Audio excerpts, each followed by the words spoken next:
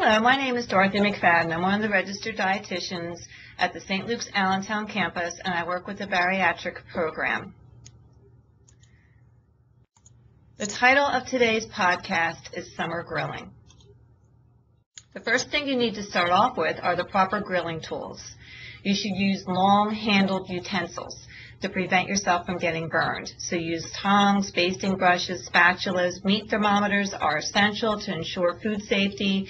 Use grill toppers to cook vegetables or other small pieces of food. Otherwise, they're going to fall through the grill and burn.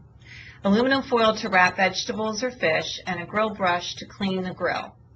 And that will prevent lingering tastes or flavors staying on the grill for next time. It's really important to clean it off when you're done.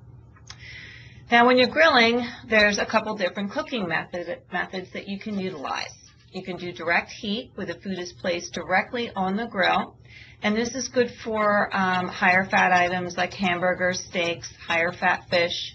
You sear the food on high, so that keeps the juices inside, and then you lower to medium. Or you can do indirect heat, which is kind of like roasting. You close the lid of the grill, you cook it longer at a lower heat, and you leave the outer burners on, and you place the food on an area with no direct heat. So like if you wanted to do spare ribs, for instance, you would cook them on low heat for hours, okay? Okay, so temperature is very important in grilling. If you are very impatient and keep wanting to look at the progress of your food and you keep raising and lowering the lid, the temperature will drastically change inside the grill, and that will affect your grilling time and also the outcome of your food. Whole cuts of meats, you should temp them with a meat thermometer, and they should be 145 degrees, and then allow the meat to rest for 10 minutes before cutting it. Ground meats should be at 160 and do not require a rest time, and poultry internal temperature should be 165 to prevent food poisoning. Now, there's a couple different ways to marinate. You can use a flavoring marinade, and this is designed to add flavor and moisten the surface of the meat to prevent it from drying out. And this is used for fish, boneless, skinless chicken breast halves, vegetables, and already tender cuts of meat, usually those that are higher in fat. And you can marinate these products from 15 minutes to 2 hours and then put it on the grill. Tenderizing marinades include an acidic ingredient to help break down the toughness of the meat. And you can use wine, vinegar, tomatoes, lemon juice, or lime juice as the acidic ingredient, and then combine it with herbs, seasonings, and oil to give it flavor. Some fruits contain tenderizing enzymes such as papaya, pineapple, kiwi, and figs. Beef, pork, lamb, and bone-in chicken pieces should be marinated in a tenderizing marinade for several hours or overnight to get the best results. Turn the marinating food frequently to let the flavor infuse evenly throughout. Marinate in a glass, ceramic, or stainless steel container. Remember, you're using an acidic ingredient, and the acid in the vinegar, for instance, can break down a plastic container if you're marinating in plastic.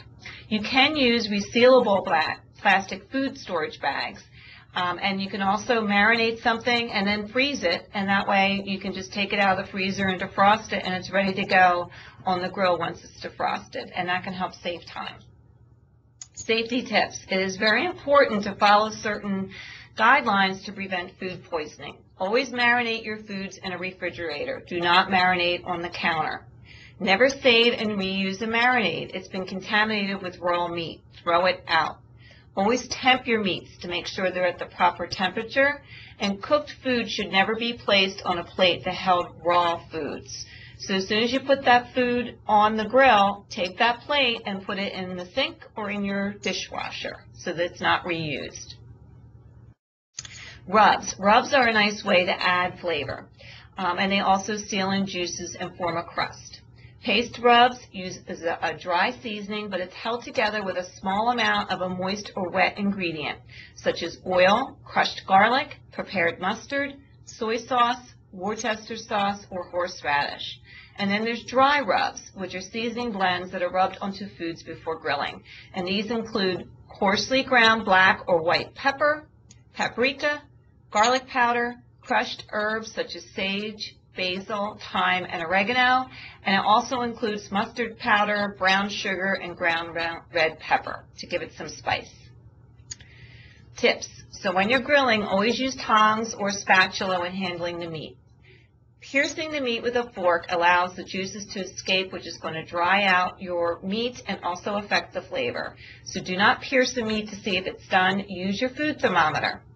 If you partially cook a food in the microwave or on the range beforehand, immediately put it on the grill. Do not let it sit out on the counter for a couple hours because food poisoning can develop. Lubricate the grill or food with vegetable oil. And don't move the food too soon. It takes about 10 minutes on high heat for the surface of the meat to hold together. If you keep moving your food around, it's going to fall apart. And never brush on barbecue sauce until the food is almost cooked through. Most of your barbecue sauces contain a sweetener, which has sugar, and the sugar is what's going to burn and cause charring. So you want to wait till you're almost done with the cooking process to add the barbecue sauce. Now, we always recommend using lean meats because lean meats are lower in fat and healthier, which is why I went through all the different ways that you can season them, because you want to add some seasoning to your leaner meats so they don't get too dried out. So you want to use leaner meats such as the eye round roast, top round steak, bottom round roast, top sirloin steak, round tip roast, flank steak. Get the idea? Loin cuts of meat and round roast or round cuts of meat are going to be leaner.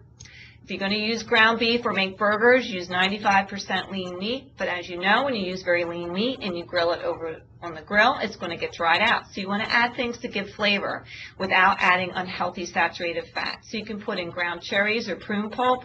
You can put in tomato products to moisten it. Mashed avocado is a nice way to moisten meats because it gives you monounsaturated fats, which are healthy for you, and it makes it more moist. You can use egg whites and breadcrumbs, and also add chilies for spices to spice it up, onion, garlic, pepper, or rosemary. Other lean meats include poultry and any kind of lean turkey also. Fish is another lean meat that you can do on the grill. Cook heartier fish that are higher in omega-3 fatty acids such as salmon or tuna, which are usually called salmon or tuna steaks, directly on the grill. But lower fat fishes or thinner sliced fishes or more tender fish such as tilapia, sole, or catfish should be put in an aluminum foil packet with a spicy rub of herbs, lemon, or orange and cooked that way, encased in the aluminum foil. Vegetables. Grilling vegetables is a wonderful way to cook and bring out their flavors. It's like roasting them. It brings out their sweetness and more of their flavor. You should grill vegetables over a medium heat because you don't want to char them. Soak them in cold water before grilling. This is going to add some moisture to your vegetables so they don't get too dried out. Cut them into uniform sized pieces so everything cooks at the same rate. Brush oil onto the veggies or spray it with vegetable oil to prevent sticking. Soak your wood skewers in water for 30 minutes. Again, that way they won't get overheated. And put a light brush of oil, balsamic vinegar, or spices over your vegetables. So you could do eggplant is very well on the grill. You can do red, yellow, or orange peppers, which adds a lot of color. You can use red onion, sliced sweet potatoes, zucchini, sliced beets, or corn. Experiment. You can use just about any vegetable on the grill. Fruits. Fruits get very sweet on the grill because they caramelize, but you also have to be careful how you cook them because you don't want them to char and overcook because of the caramelization of the sugar. Hard fruits such as apples, pears, and pineapples are the easiest. Softer fruits such as peaches, plums, and mangoes can become soft and mushy if overcooked. Soak fruits in water to maximize the amount of liquid inside the fruit to keep it juicy. Soak it in cold lemon water for 20 or 30 minutes. Add 1 teaspoon lemon juice to each cup of water.